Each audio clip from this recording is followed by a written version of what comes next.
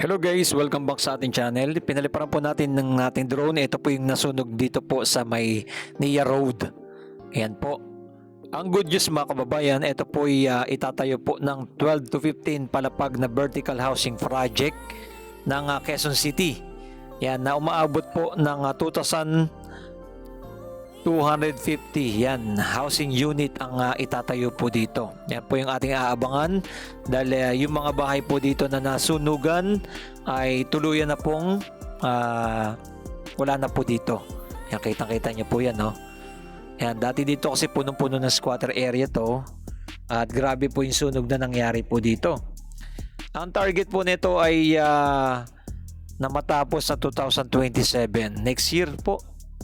Ayan. Yan ang ating aabangan. Ayan. Ito po yung 4PH project po, no? Yung pambansang pabahay para sa mga Pilipino. Ayan. Tuloy-tuloy na po yan. At ang kagandaan nito, yung bagamat na giniba po ito, nagkaroon po ng habang hindi pa po tapos yung mga gusali, nagbigay po ng pamahalaan ng rental subsidy at iba pang tulong para sa mga nakatira po dito. Yan, pinakita natin ng ating drone, napakalawak po na itong area na to at sinisimulan na po yung pabahay po dito sa may Quezon City. Yan ang ating aabangan. Tuloy-tuloy rin po nating i-update para mabigyan kayo ng mga impormasyon at mga latest na kaganapan. Ayan. Dito lang po yan sa may Quezon City at yung dulo niyan, EDSA na po. Ang update rin po kasi natin dito, itong Metro Manila Subway, Quezon Avenue at dito po sa dalawang update po natin. Papakita po natin sa inyo.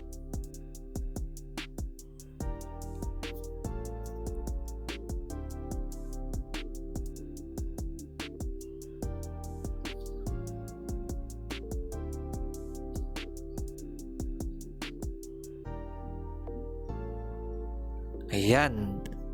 Kita nyo, nandiyan po yung mga heavy equipment na. Yun, banda sa kabila rin, meron na rin po, sinisimulan na rin yan. At eto po, puntahan po natin ito pong Quezon Avenue Station ng isa na rin po nating ina-update. Ang Metro Manila Subway. Ayan. Ang Metro Manila Subway po ay 17 station. Pagbuo natapos po ito mula dito sa may Valenzuela hanggang Taguig ay umaabot po ng 40 minutes ang magiging biyahe. At napakabilis na po yan. Talagang iwas traffic po mula EDSA. Yan yung mga dadaanan, Makati. Grabe po talaga no, hanggang papuntang Taguig na po. Bikutan. Ayan. Papuntang FTI Arca South. Yan. At sa 15 station ng NAIA Terminal 3 naman. Ito na po yung station po. Kitang-kita na po natin. Ito na po yung Quezon Avenue. Malapit rin po kasi natin doon sa pinaliparan ng ating drone. Kaya sinabay na rin po natin ipakita sa inyo ano na ba ang latest update natin dito sa may Quezon Avenue. Ang ganda dito mga kababayan, pag natapos po ito, nakikita nyo po yung mga building yan. Dati mga squatter area yan. Itong Abida Tower at itong mga call center na mga nakatayo dito. Yan. Dati mga squatter area yan. At ngayon tuluyan ng nagkaroon na po ng pagbabago. Ayan. Nagkaroon na, nabili na ng Ayala. Ito na po yung station guys. Malapit rin po sa may MRT 3 Quezon Avenue. Ayan, nakita nyo ayun yung tren, no? Dumaan din, no? Bali dito, tuloy-tuloy na rin po ang kanilang ayan, kinobera na po to. Unang update natin nito, nag-uukay pa lang yan sila pero ngayon kinobera na. Ayan, bali yung pinakailalim na po ang kanilang ginagawa. Kita nyo, napakataas ng ating drone. Kitang-kita yung pinakabuong area po dito. Ayan. Tatanaw rin po natin yung mga malalaking building dito, no? Yung dulo-dulo yung Makati. Ayan. Ito yung GMA. Ayan. Kitang-kita na rin.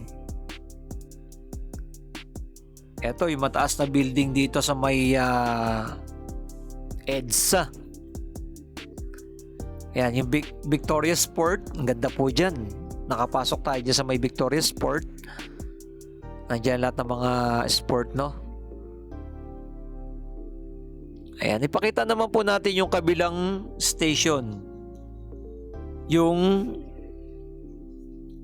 Anona Station.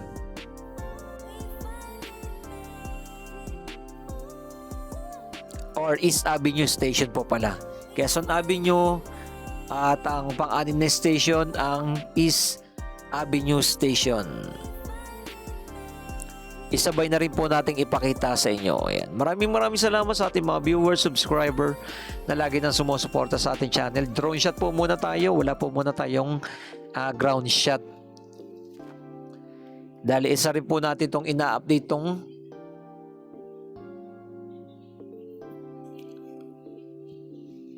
Metro Manila Subway. Yan, oh. Pag naging full operation na po yan, ito po yung maabot ng 33 kilometers long po mga kababayan, no, na magko-connect ang MRT3, LRT1, LRT2, NSCR at NAIA Terminal 3. Ganyan po kaganda po pag tapos po itong Metro Manila Subway. Yan, sa may pinakadulo ginagawa na rin, no. Grabe, no. 45 to 46 minutes ang pag nag-full operation na po ito, ay napakabilis na po ang talaga ng biyahe.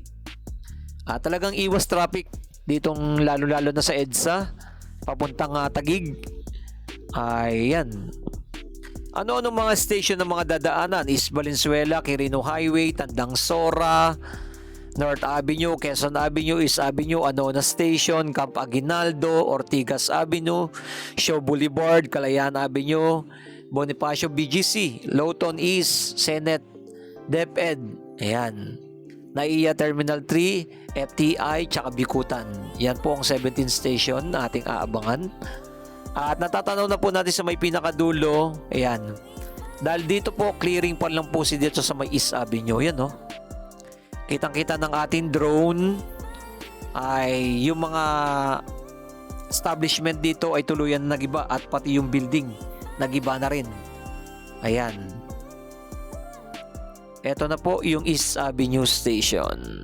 Ayan. Maraming salamat sa ating mga viewers, subscriber na lagi nang sumusuporta sa ating channel. Ito po ang ating pinaka-latest update ng dalawang station ng Metro Manila Subway at dito po sa may ginagawang pabahay ng gobyerno dito po sa may Quezon City. Yan po ang ating aabangan sa mga hinaharap. Maraming salamat sa inyong lahat dyan and keep safe palagi and God bless. Mabuhay ang ating bansang Pilipinas. Like and comment and share.